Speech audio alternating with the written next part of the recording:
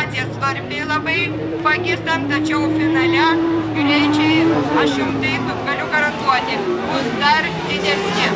Taigi, pirmoji pozicija, kaip ir reikėjo.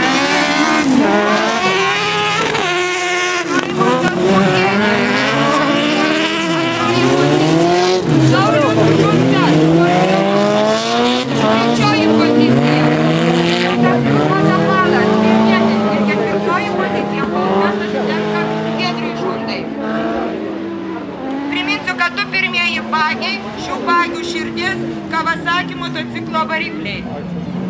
Ir Giedrius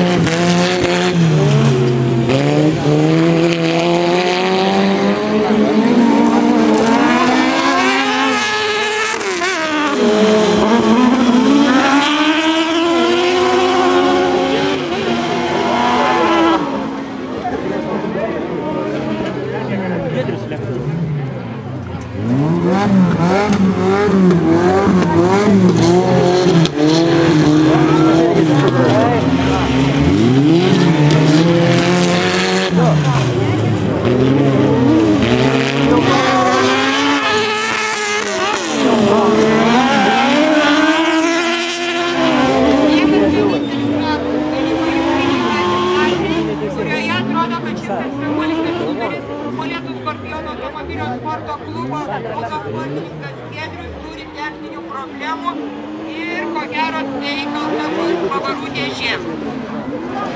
Na, pirmoji pozicija. Efektingai, nepriekaištingai ir realiai. Savo jėga sekėsi važiuoti Raimui Kirškėliui. Antroji pozicija. Numeris 11. Skorpionų automobilių sporto klubo prezidentas ir šių varžybų organizatorius Saulius Šunda.